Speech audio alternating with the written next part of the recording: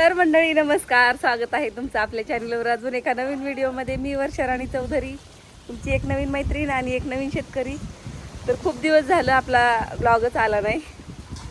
मला वाटलं कालवड सुटली, पण अण्णा बसले तिकडं कालवडची पडावर सोडून. चला आपण जाऊया.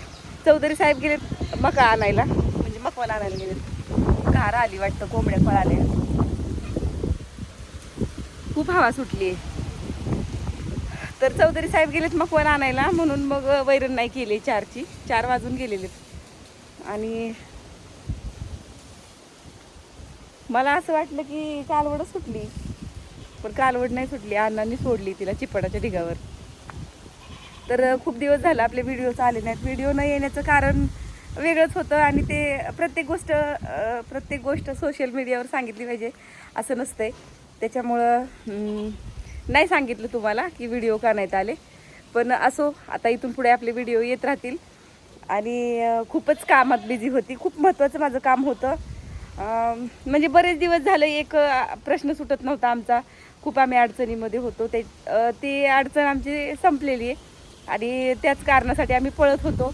म्हणून मग व्हिडिओ येत नव्हते आपले. तर तुमच्या आशीर्वादाने आणि देवाच्या कृपेने माझं ते काम झालेलं आहे. आणि आता जरा बरं वाटायला लागलं. सुखाचा श्वास मिळायला लागला आम्हाला. खरं तर आम्ही खूप म्हणजे जवळजवळ 3-4 वर्ष झालं त्या अडचणीमध्ये फसलो होतो. आणि त्या अडचणीतून बाहेर निघण्याचा मार्गच भेटत नव्हता आम्हाला. पण समर्थांच्या कृपेने आणि तुमच्या आशीर्वादाने माझं ते काम झालेलं आहे पूर्ण.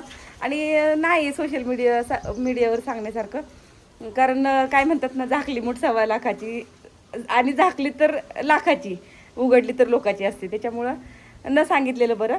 तर आता आपले ब्लॉग रोज येत राहतील. तर कालच ते काम पूर्ण झालेलं आहे माझं, आणि म्हणून मी आज मोकळा श्वास घेते. आणि मला आज व्हिडिओ बनवायची पण इच्छा झाली. म्हटलं चला, म्हणजे माझीच मला लाज वाटली की मी किती दिवस झालं ब्लॉगच शूट केले नाहीत कुठले. म्हणून मग म्हटलं चला आज परत एकदा सुरुवात करूया आपण ब्लॉगिंगला.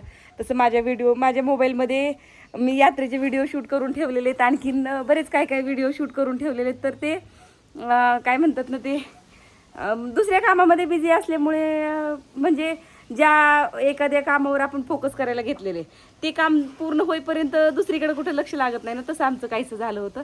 त्याच्यामुळे मी व्हिडिओकडे लक्ष देत नव्हते, कारण ते काम होणं महत्त्वाचं वाटत होतं माझ्यासाठी. म्हणून मी व्हिडिओकडे लक्ष देत नव्हते. तर अक्षरशः त्या कामासाठी आहे ना, घरात पण दुर्लक्ष झालं होतं. बरीच कामं घरातली पण पडायची अशीच, पण ते काम महत्त्वाचं होतं म्हणून आम्ही त्या कामाकडे लक्ष देत होतो. तर असं खूप झाली वायफळ बडबड माझी. मला दळण करायचं आहे गव्हाचं. छान हवा सुटली तर उपणून घेते. जुने गहू आहेत माझे, त्याच्यात किडे वगैरे आहेत. तर चौधरी साहेब आज घरीच आहेत. म्हणजे आज 1 मे महाराष्ट्र दिन आहे, कामगार दिवस आहे, म्हणून सुट्टी आहे त्यांची. तर तुम्हा सर्वांना सुद्धा महाराष्ट्र दिनाच्या आणि कामगार दिवसाच्या खूप खूप शुभेच्छा. तर चला, मी आता दळण करून घेते. पहिलं मसाला पण, म्हणजे मिरच्या पण भाजायच्यात मसाला करायला. खूप दिवस झालं मिरच्या निवडून ठेवलेल्या, पण वेळच मिळाला नाही मला. खूपच बिझी झाली होती. काही जणांच्या खूप साऱ्या कमेंट आल्या की कुठं बिझी झाल्या, एवढ्या ब्लॉग येत नाही. म्हणजे कोणी व्हॉट्सअपला मेसेज करतं. व्हॉट्सअप मी नाही वापरत, माझं व्हॉट्सअप बंद आहे. पण जे कॉन्टॅक्टमध्ये असतील ते चौधरी साहेबांच्या व्हॉट्सअपवर विचारणार की मॅडमचे ब्लॉग येत नाहीत, काय झालं. आणि कुणी इंस्टाग्रामवर DM करतं. आणि म्हणजे असं बऱ्याच जणांना काळजी लागली होती की का व्हिडिओ येत नाही. तर काहीच कारण नाही व्हिडिओ येण्याचं, फक्त एका कामामध्ये बिझी झाली होती. तर ते काम माझं पूर्ण झाले म्हणून व्हिडिओ येत नव्हते. म्हणजे पूर्ण करायचं होतं म्हणून व्हिडिओ येत नव्हते. आता रेग्युलर येत राहतील. तर चला, मी त्या मिरच्या निवडलेल्या आहेत, त्याच्यात थोडा मसाला भाजून घेते. आणि हे पण दळण पण करून घेते. कारण पिठाची चिमट नाही, 1 चिमटभर सुद्धा पीठ नाही आज. गव्हाचं पण नाही, ज्वारीचं पण नाही. तर मला पहिलं दळणं करून घ्यायचे आज.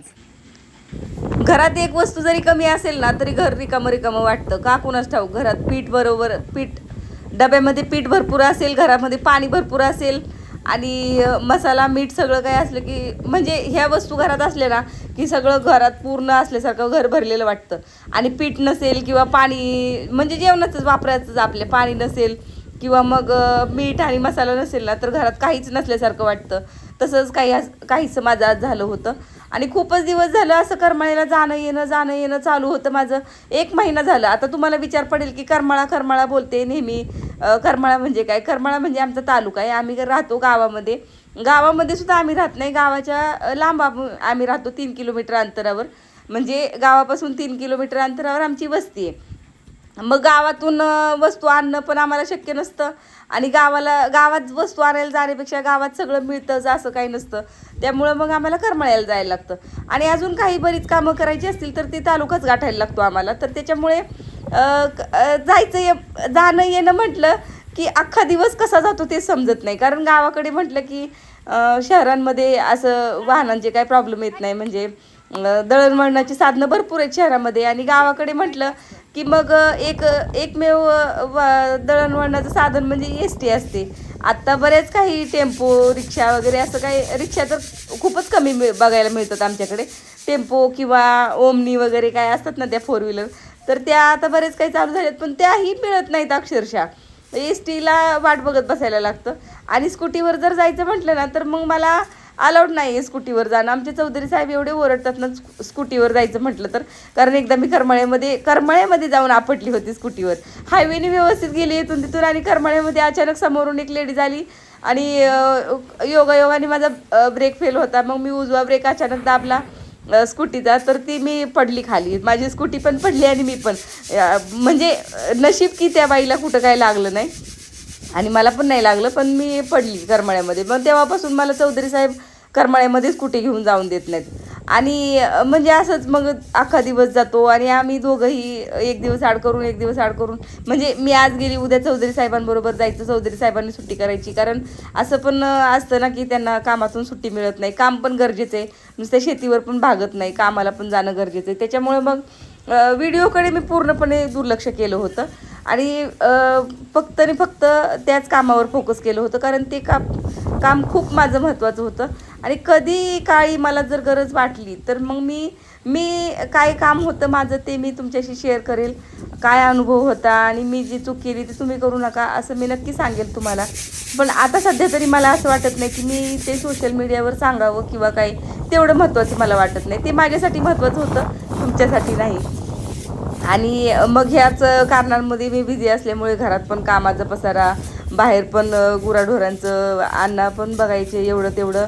आणि आताच मी 2 गाई पण विकत घेतलेल्या आहेत. मध्यंतरी चारा टंचाईमुळे आणखीन कुठल्या तरी प्रॉब्लेममुळे मला माझ्या दरवाजातल्या गाई विकायला लागल्या होत्या अंगणातल्या. तर आता परत मी नव्याने सुरुवात केलेली, पुन्हा एकदा मी गाई विकत घेतलेल्या आहेत. आणि आता ही जी जोडलेली लिंक आहे ना ही मला अजिबात तुटून द्यायची नाही आहे बघा. आणि मग त्याच्यामुळे ना माझं असं होतं की बरेच काही प्रॉब्लेम असतात ना की त्याच्यामुळे आपल्याला व्हिडिओ शेअर करणं होत नाही. तर असं छान असे गहू उपणून घेतलेले आहेत. मला 2 दळणं करायची होती आज. गहू पण साफ करायचे होते, ज्वारी पण साफ करायची होती, कारण माझ्याकडं घरात अजिबात पीठ नव्हतं. तर खूप सुंदर अशी हवा सुटलेली होती. मग म्हटलं चला आपण हवेला थोडे उकळून घेतले ना असे की पूर्ण कचरा निघून जातो. म्हणजे किडे जाळ्या आळ्या काही जे काय असेल ते पूर्ण कचरा निघून जातो आणि नंतर आपल्याला फक्त चाळून ही बारीक कुठं खरं असेल ना तर ती आपल्याला साफ करायला लागते. तर खूप छान असतं बरं का असं उपणायचं आणि नंतर दळण करत बसायचं. मला तर खूप भारी वाटतं. मी माझ्या सासूबाईला नेहमी बघायचे असंच करताना. अण्णांनी सोडलेली गाय ना लोकांच्या गवतावर गेली आणि मी जोरात ओरडली ना तिला हायकू म्हणून. तर माझ्या आधी शेरू तिला हाकलायला, हाय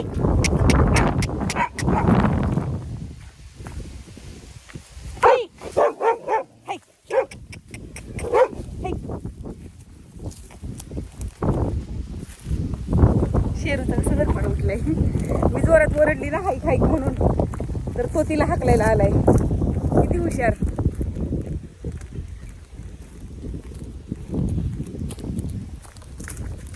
हाई हो मागणं उडी मारतील की तुझा काही नेम नाही.